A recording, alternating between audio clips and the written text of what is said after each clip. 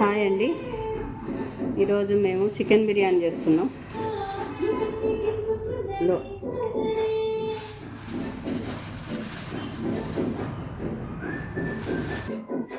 Chicken అండి, చికెన్కి కేజీన్నర బియ్యం తీసుకోవాలి. ఫస్ట్ ఈ చికెన్లోకి మ్యాగ్నేట్ చేయడానికి పసుపు, అల్లం వెల్లిపాయ, ధనియాల పొడి, కారం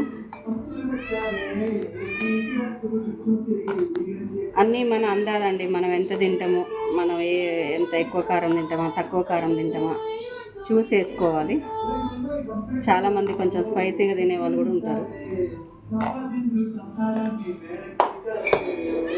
కారం, తర్వాత ఉప్పు,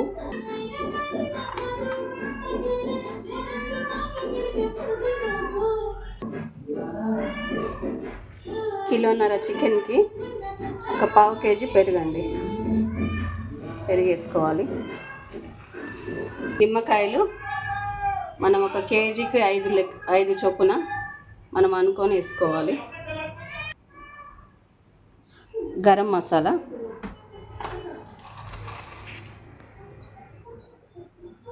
ఒక 10 గల్ల లవంగాలు, ఒక 5-6 ఇలాచీలు, దాల్చిన చెక్క, సాజీరా, దీంతో పాటు కొత్తిమీర, పుదీనా కూడా వేసుకోవాలండి.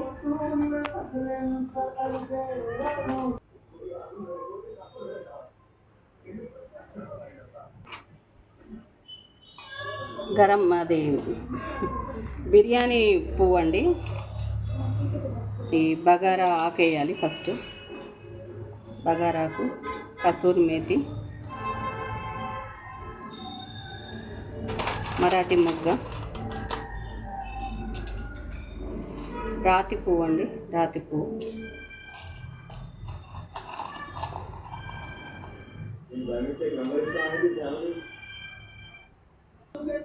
తర్వాత పుదీనా,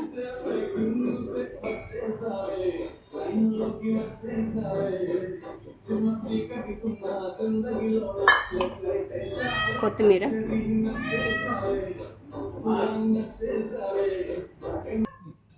పచ్చిమిర్చి అందాల వేసుకోవాలి.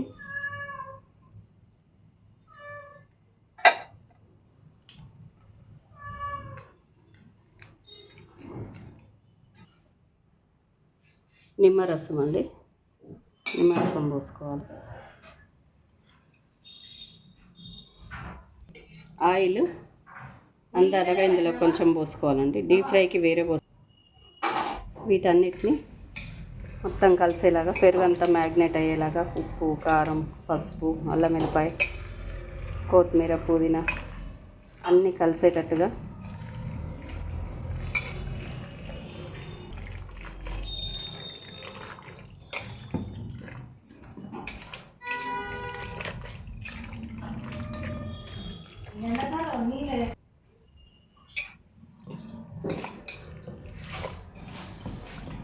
ఇలా మొత్తం అంతా కలిసిపోయేటట్టు మంచిగా మ్యాగ్నేట్ చేసుకొని ఒక 1 అవర్ కంటే ఎక్కువనే నానబెట్టుకుంటే బిర్యానీ మంచి టేస్ట్ వస్తుందండి.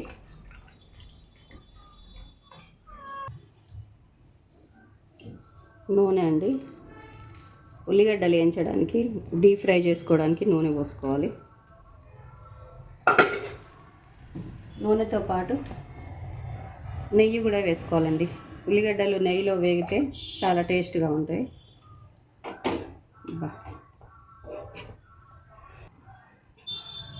నూనె కాగినాక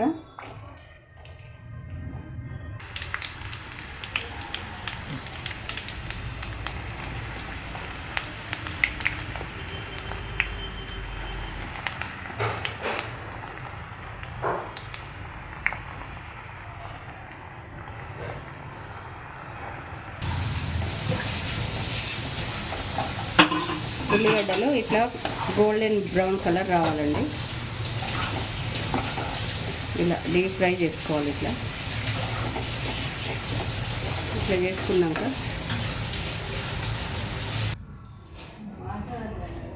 ఇలా ఈ ఉల్లిగడ్డల్ని ఇలా మ్యాగ్నేట్ చేసుకున్న చికెన్లో ఇలా వేసుకొని ఆ ఉల్లిగడ్డలు వేగిన ఆయిల్ని కూడా ఇందులోనే ఇట్లా ఆనియన్స్ తీసేసినాక ఈ నూనె ఉంటుంది కదండి, ఇది ఉల్లిగడ్డలు వేయించిన నూనె, ఇదంతా దీంట్లో పోసుకోవాలి. వేడిదే పోసుకోవాలి. వేడిది పోసుకుంటేనే ఆ వేడితోటి చికెన్ కూడా కొంచెం ఉడికినట్టు అవుతుంది. దీన్ని ఇట్లా కలుపుకోవాలి. ఇక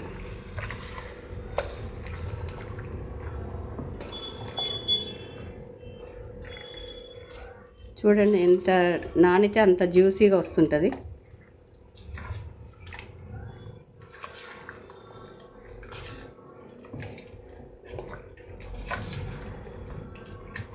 ఇలా మొత్తం కలిపి ఒక గంట సేపు, కరెక్ట్గా గంట మాత్రం ఖచ్చితంగా నానాలండి.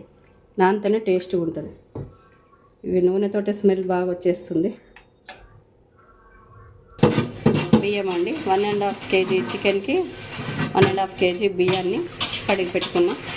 బాస్మతి రైస్ ఇష్టం ఉన్న వాళ్ళు బాస్మతి రైస్ చేసుకోవచ్చు. నేనైతే నార్మల్ బియ్యమే, మన ఇంట్లో వాడుకునే బియ్యమే తీసుకున్నా. ఇది ఎసరు పెట్టుకోవాలండి అన్నం వండడానికి. దీంట్లో కూడా మసాలాలు వేసుకోవాలి.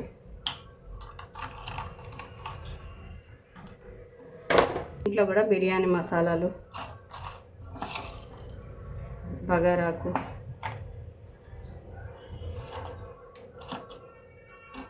ఇవన్నీ వేసుకొని పచ్చిమిర్చి కూడా వేసుకోవాలి. మసాలా పెట్టాలిగా. దీంట్లో ఈ మసాలాతో పాటు ఈ పచ్చిమిర్చి, దొడ్డుప్పు, మన రైస్కి ఎంత పడుతుంది అంత ఆలోచించుకొని వేసుకోవాలి. దీన్ని బాగా ఎసరు రానివ్వాలండి. ఎసరు వచ్చాక బియ్యం వేయాలి.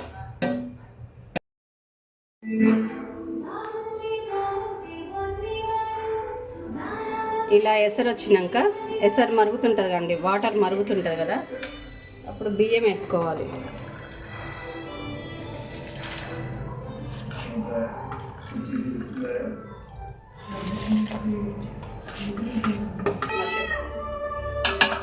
అన్నము 3/4 ఉడికినాక అండి, ఉడికినాక ఈ కర్రీ ఉంది కదా, కర్రీ మీద ఇలా దమ్ము పెట్టుకోవాలి. ఇట్లా మంచిగా పరుచుకొని రైస్ని అంతా దీని మీద వేసుకోవాలి.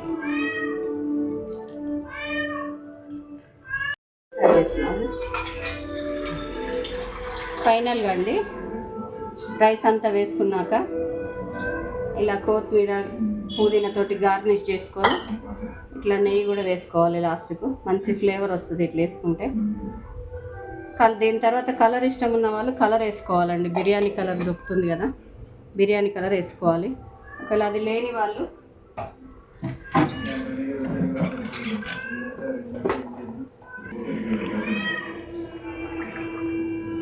పాలల్లో పసుపు వేసుకొని, కొంచెం కలర్ ఇష్టపడని వాళ్ళు, కలర్ నచ్చని వాళ్ళు